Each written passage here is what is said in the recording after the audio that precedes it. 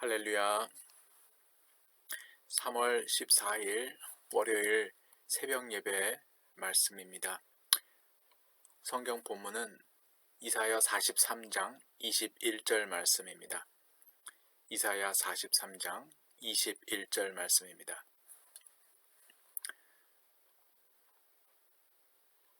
제가 봉독하겠습니다. 이 백성은 내가 나를 위하여 지었나니 나의 찬송을 부르게 하려 함이라. 다시 한번 읽겠습니다. 이 백성은 내가 나를 위하여 지었나니 나의 찬송을 부르게 하려 함이라. 음악 목사인 저에게 참으로 귀한 말씀이 아닐 수 없습니다. 하나님께서 우리 인간들을, 우리 하나님의 백성들을 만드신 이유가 하나님을 찬송하게 하기 위함이다 라는 말씀이죠. 하나님을 찬양한다, 이 말은 하나님을 예배한다 라는 말과 상통하는 말입니다. 하나님은 예배 받으시기 위하여 우리 인간을 창조하셨습니다. 오늘 말씀은 우리가 예배를 드림에 있어서 어떻게 해야 하나님께 예배를 잘 드릴 수 있는가에 대해 나누고자 합니다. 예배는 무엇입니까? 라고 질문한다면 다양한 말씀들이 많이 나옵니다. 그런데 오늘은 조금 신학적으로 표현한다면 첫째는 절대자이신 하나님을 인식하는 것이라고 합니다.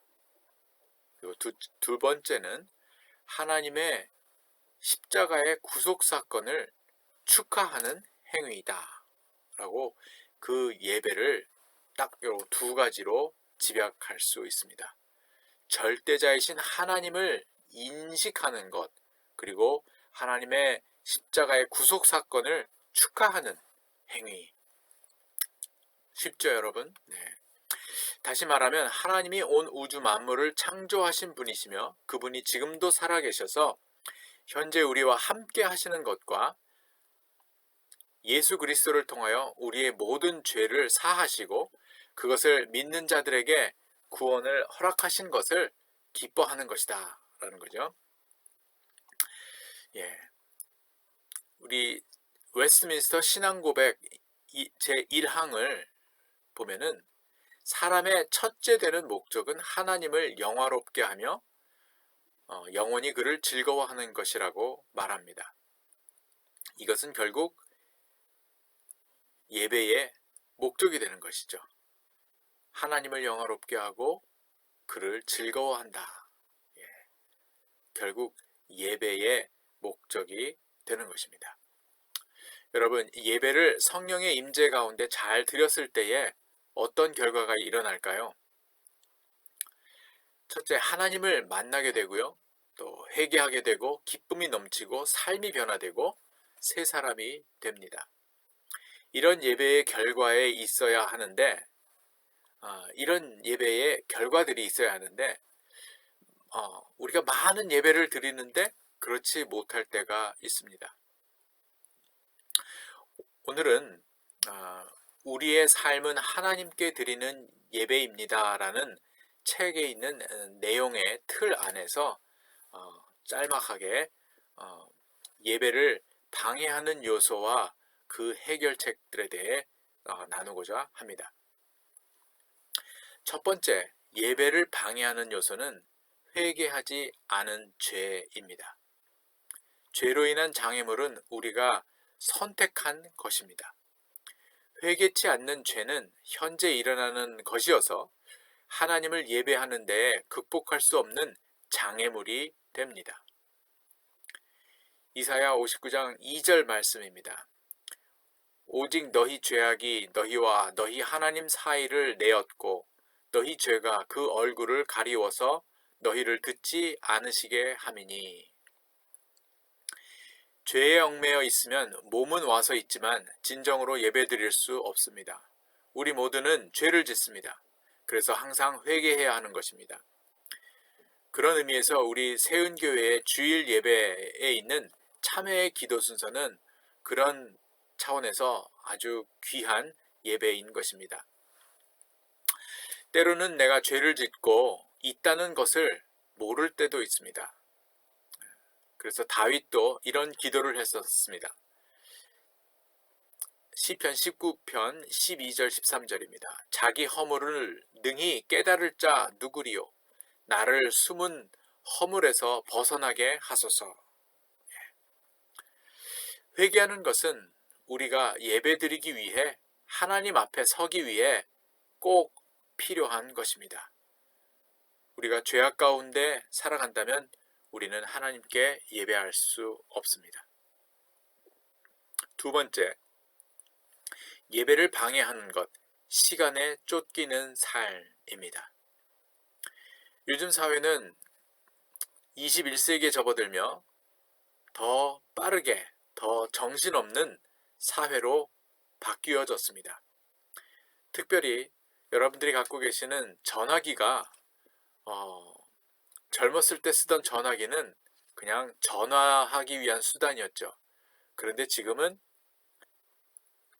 모든 비즈니스와 소통과 그리고 투자와 은행 업무와 모든 것이 전화로 하고 있습니다. 어쩌면 지금 이 새벽 예배도 전화로 드리고 계실 것입니다. 그러다 보니까 우리의 삶이 괜히 정신없어지고 있습니다. 그런데 그 바쁜 것이 내가 조절 가능한 범위에 있다면 괜찮습니다. 그런데 그 바쁘고 부지런함 이런 것들이 내가 컨트롤할 수 있는 범위에 벗어난다면 그것은 죄악이 된다라고 그 책은 말하고 있습니다. 우리 모두에게 똑같이 주어진 시간입니다.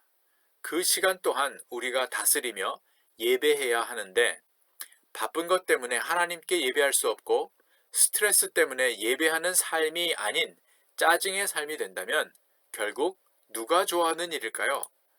바로 사탄이 좋아하는 일이 되는 것입니다. 내가 바쁜 것, 무엇 때문입니까? 내가 어디로 가고 있는지 분별할 수 있어야 하는 것입니다. 하나님께 예배하는 삶을 위해서는 시간을 잘 조절하고 다스려야 한다는 것입니다. 그리고 그것을 위해 대가를 지불해야 할 각오가 되어 있어야 한다라고 하는 것입니다. 세 번째, 초점의 상실입니다. 다른 측면에서의 바쁨이 또 있습니다.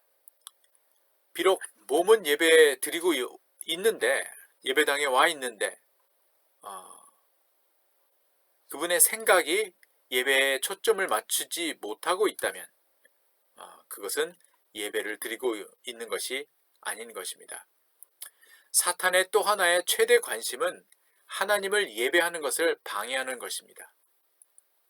하나님의 말씀을 망각하게 하기도 하고 아까 잠깐 얘기 드린 것처럼 핸드폰에 관심이 가게 되고 그래서 예배를 돕는 분들 역시 최선을 다해 성도들이 예배 드리는데 집중할 수 있도록 돕는 것에 초점을 맞추어야 하는 것입니다. 예배의 진행이 순조롭지 못하고 사람이 나타나려 할 때 예배 중에 하나님께 초점을 맞추지 못하고 이 사람 저 사람에게 초점이 나누어지게 될 때 그 예배는 사탄에게 침노당하는 예배가 되는 것입니다. 예배 중에 이런저런 잡생각하게 하는 것은 바로 사탄이 좋아하는 일입니다. 말씀을 정리합니다. 하나님은 우리의 예배를 가장 기뻐하십니다. 그래서 이스라엘 백성을 광야로 불러내신 이유가 바로 그곳에서 예배받기 위함이었다라고 여러 번 강조하고 있습니다. 그래서 예배는 가장 귀한 것으로 정성을 다하여 드려야 하겠습니다. 예배는 하나님을 만나는 시간입니다. 설령 하나님의 음성을 듣지 못하고 볼 수 없어도 그 자리에 하나님께서 임재하시고 또 받으신다는 믿음으로 드릴 때에 영이신 하나님께서 그 예배를 기뻐 받으실 것입니다. 그런데 우리의 삶에는 예배를 방해하는 요소들이 있습니다. 우리의 죄악, 삶에 지나친 분주함, 그리고 예배의 초점을 흐리게 하는 것들. 사실 그 외에도 우리 각자의 삶에서 방해하는 요소들이 다양하게 있을 것입니다. 어떠한 상황이 될 수 있고 때로는 나의 게으름이 될 수도 있으리라 봅니다. 그렇기 때문에 우리는 깨어서 기도하며 영적으로 분별하며 예배를 방해하는 것들을 우리의 삶에서 제거하고 때로는 예수 이름으로 물리쳐서 우리가 하나님께 드리는 예배가 성공적으로 될 때에 날마다 하나님을 만나는 예배가 되고 예배 때마다 기쁨과 감격이 있는 예배의 삶을 살아가시는 저와 여러분 되시기를 바랍니다. 기도하겠습니다. 하나님 아버지, 오늘 말씀을 통해 하나님께서 예배 받으시기 위하여 우리를 창조하셨고 부르셨다라는 것 다시 한번 깨닫습니다. 하나님, 우리의 삶, 오늘 이 하루의 첫 시간을 주님과 함께 예배하는 우리 성도님들, 그리고 이 시간에 함께하지 못하지만 우리와 함께 신앙생활하는 모든 성도들이 하나님께 올려드리는 예배 가운데 주님을 온전히 만나고 주님을 영화롭게 하는 그런 아름다운 예배, 또 주님을 만나는 예배를 드림으로 인하여 우리의 삶이 더욱더 기쁨이 넘치고 생명이 넘치는 그런 예배하는 삶이 되도록 축복하여 주옵소서. 주님의 은혜를 감사하고 오늘도 승리하는 하루 되기를 원하오며 예수님의 이름으로 기도합니다. 아멘.